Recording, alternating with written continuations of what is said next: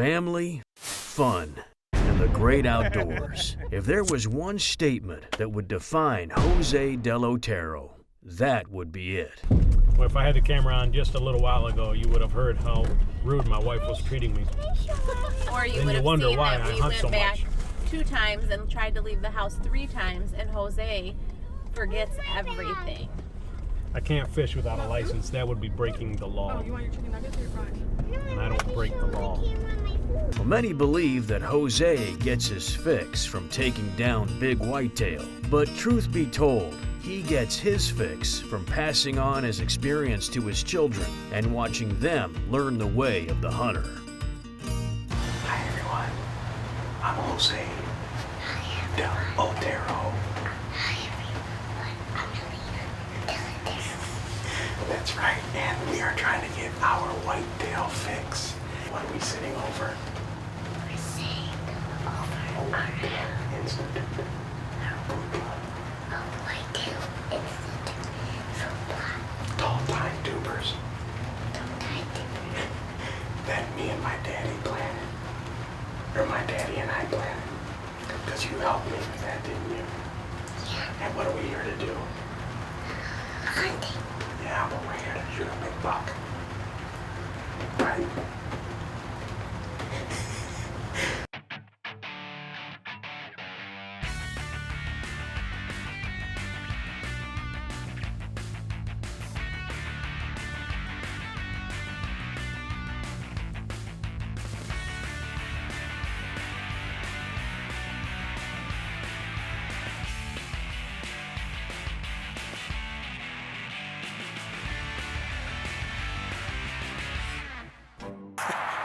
All right, baby.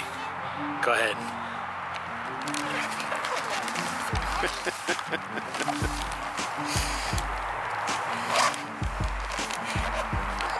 Don't put it in your boots.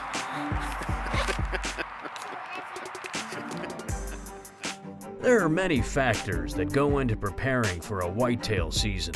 From setting up the Reconyx trail cams, to putting out the right attractant, to picking the best spots for your stand sets, keeping the deer healthy and on your property, and planting the food plots. My number one priority, being from Michigan, is to showcase the Michigan whitetail. So Ernie and I go to P1, that's our little sweet spot. We plant a food plot there. We brush hogged it, we mowed it, we killed it off, we planted, we did everything we could to draw those deer into our urban spot. The key to urban hunting, I think, is plant that food source. And that'll draw those big deer in, especially in a place where I just typically have a lot of does and those bucks are just going through there. So I'm focusing on just honing in on those does, keeping them close to the stand. How big a food plot are we talking about? Not really big, maybe a 1/4 acre.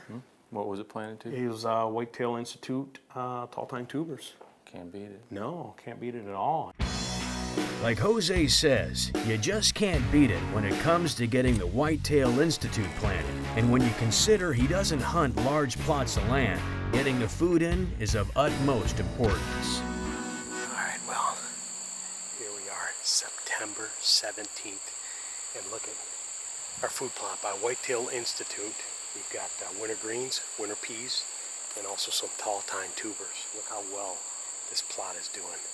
So, got a little watering station over there, a couple of Reconyx cameras there. Beautiful, nice little kill plot.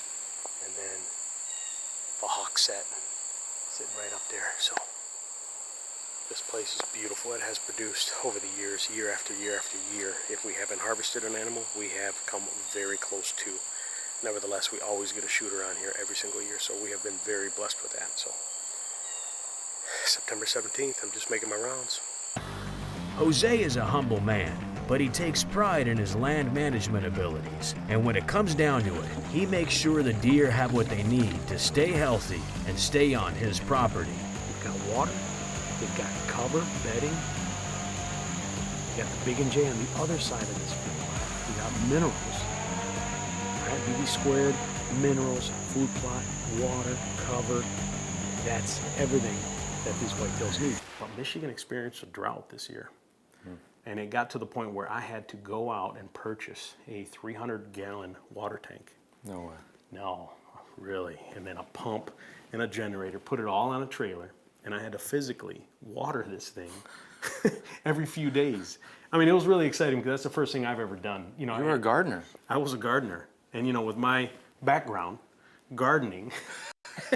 Oh, I thought you meant being Cuban. But that's funny. So I mean, it was a really cool experience. You know, it wasn't that typical weather that you just grew your beautiful, lush food plot. You had to work for it. I had to earn it, and I put a lot of time and effort into it. And I think that is the biggest rewarding thing for me. I'll bet. You know, it's a lot of work, and I do my work from a garden tractor. I'm telling you, it's my mower that I mow my yard with. So that's how I mow these new plots, and then I kill them off, and then rototill it. It's just a handheld one that you rent. Rewarding, huh? That's it. Jose Ramon Delotero.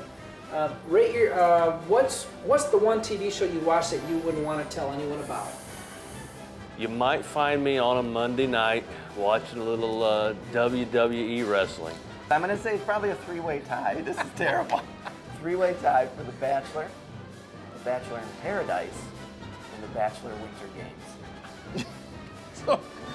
That's probably going to be Revenge Body with Khloe Kardashian. I tried out to be a professional wrestler one time. That's what I really don't want anybody to know. I'm gonna go with Orange is the New Black. Netflix series. Yeah. Grey's Anatomy. I don't have one that I religiously watch, but my wife is a fanatic about reality TV, so it would have to be one of those, whether it's The Bachelor, Bachelorette. Oh or, yeah. Chloe's got this new series. That almost doesn't even surprise me. It's So The Bachelor. It's The Bachelor. Watched a couple seasons. Good show. Yeah. I mean, I think it's interesting. Guy's Grocery Games. The Macho Randy's a macho man savage. Oh yeah. What's that guy's name? Guy Fieri. If you would have made it as a professional wrestler, what do you think your name would have been? I was actually going to be the Dynamite Kid.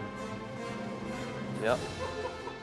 Dynamite Kid? Yeah. You had the name picked out and everything. Oh yeah, we'd already worked all this out. And What that happened? What derailed it? that fake stuff hurts. Oh.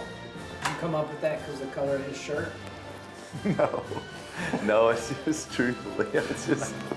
There's nothing wrong with Grace. Yeah. But you know what? I cry a lot. I watched The Bachelor and The Bachelorette. There's nothing to be. No, don't worry. Don't resist it. Don't resist it. Sit on the couch with her. You're gonna love it. Jose may be spending some secret time on the couch watching The Bachelor, but when whitetail season comes around, his favorite shows take a backseat to hunting. The only problem was, things weren't going great in the beginning. I go to my timber spot. I got the perfect wind for it that I've been waiting for. And only to find my Reconyx camera stolen. My sticks and stand stolen. Everything's stolen. So that's just sad that people do that. Most likely it's just some young kids, but nevertheless, you know, Reconyx cameras aren't cheap. Stands and sticks not cheap. With the theft alone, it would seem the fix was in on Jose, rather than Jose getting his fix. And to add insult to injury, Jose kept getting picked off by does in one of his favorite stands, which meant it was time for a change. You're gonna be able to see that set right there behind me. From every trail, every deer trail that comes in, they're looking at that set, and it's just poorly placed. There's no backdrop, your skyline. I sat in here October 20th, just a couple of days ago. Had two doe come down this trail right here. Two of my adult does, bobtail doe and another mature doe. And I knew right away, as soon as they got here, I knew that they knew that something was wrong. So if I can't fool the does, I will never be able to harvest the big mature whitetails. Jose is a master when it comes to food plots, and he's a master in the making when it comes to stand set placement. At least that's what he hopes as he heads to his new spot on October 23rd. It is 8:32, October the 23rd, and I just put this new setup yesterday. And the reason why is because on October 20th, I sat in a tree about 30 yards from here, right on the edge of the food plot. And I had a couple of our adult does come in, 6, 7-year-old does. And if you can't fool the does, you're never gonna fool these bucks unless they're absolutely rut crazed. But it's not that time yet. It's just not that time. So, I'd much rather sit back and watch these does act natural, normal.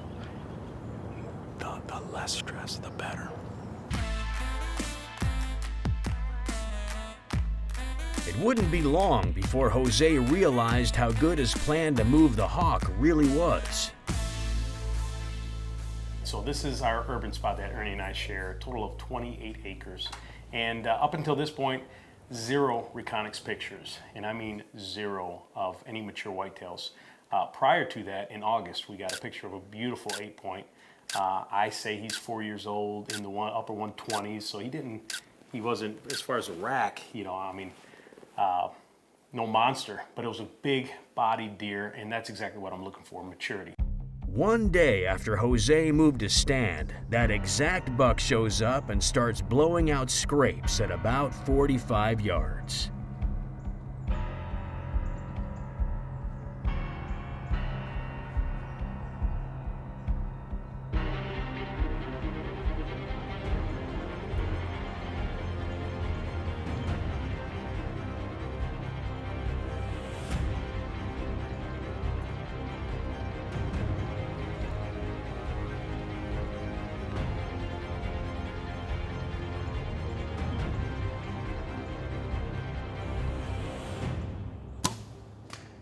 Jose's shot sailed right over the buck, giving him a clean miss.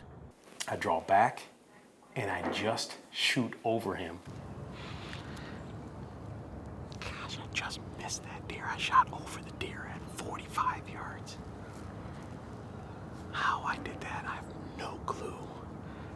No clue. Oh, he's coming back. He's coming back.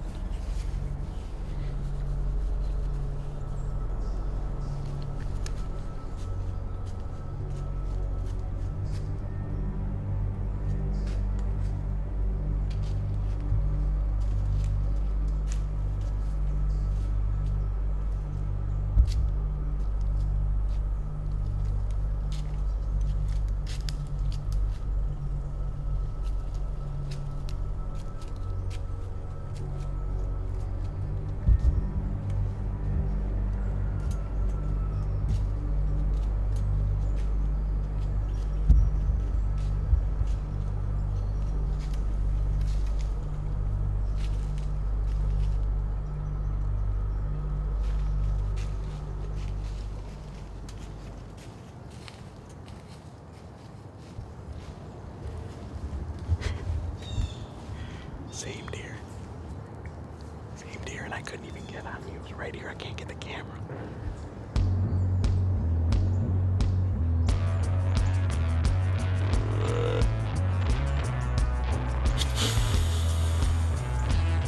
Jose has had some bad luck over the first several weeks of the season, but with this big-bodied buck reading the script, Jose's luck is about to change.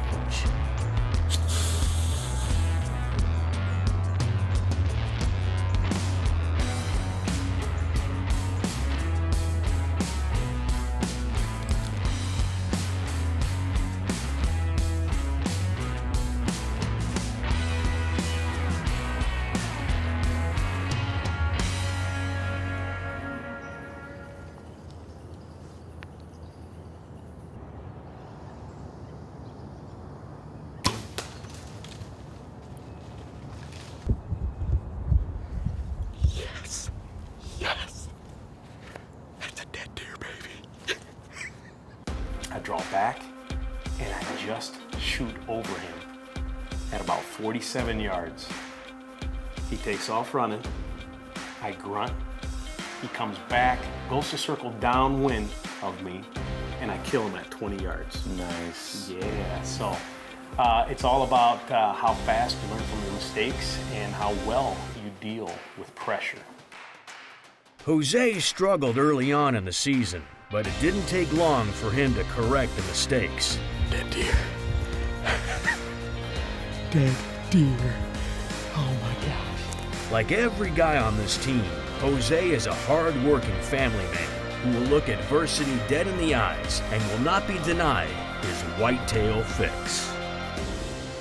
Wow, what can I say? It is October the 23rd, and thank you, God, for allowing me to harvest this buck. Thank you to my wife for allowing me to put in the time that I do. Now, what a great story. We've got pictures of this buck, and the only pictures that we've ever gotten of a buck in velvet, a mature buck, that is. Beautiful, beautiful buck. And then it's almost been about a month and a half now, and then he just shows up for the first time that I know of. So, October 23rd, beautiful rainy day. I love this day. We have been blessed to get our whitetail fix.